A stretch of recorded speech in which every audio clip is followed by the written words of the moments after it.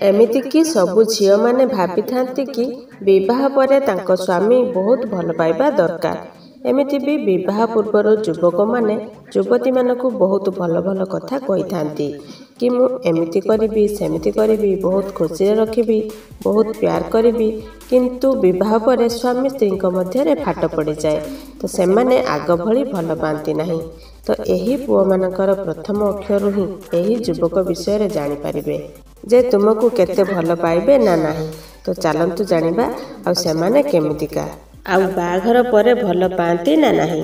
तेबे जानिया पूर्व वीडियो गोटे लाइक करंतु आ जदि हम चैनल को प्रथम थर पई देखुचंती ताले तळे थिबा रेड कलर सब्सक्राइब बटन पर क्लिक करी आ ता साइड रे आसुथिया बेल बटन क्लिक करी हम चैनल को सब्सक्राइब करनियंतु।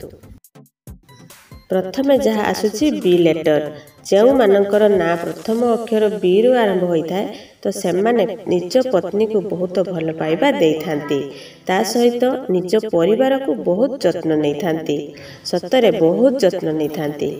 तापरे जहाँ आसुची एल लेटर जो मानक अक्षर एल रु आरंभ तो सेमाने निश्चिंत भावे निज पत्नी को बहुत भावरे जत्न नहीं थांती आ समय पड़िले पत्नी को पाई जीवन भी देई पारंती तांको सीमा ठारू भी अधिक भल पाई थांती एल लेटर पुओ माने। तापरे आसुची पी लेटर एमितिरे भी एही पुओ माने निज पत्नी को ठारू निज परिवार को अधिक भल पाई थांती आ समय समय भी निज रंग भी बदली थांती आ पत्नी को बहुत भल पाई थांती जहाँकि एही लेटर पुओ माने निज स्त्री को केबे धक्का दियंती नहीं बहुत भल पाई थांती एमानंकु। एही सबु लेटर पिला माने तांको स्त्री को बहुत भल पाइबा देई थांती।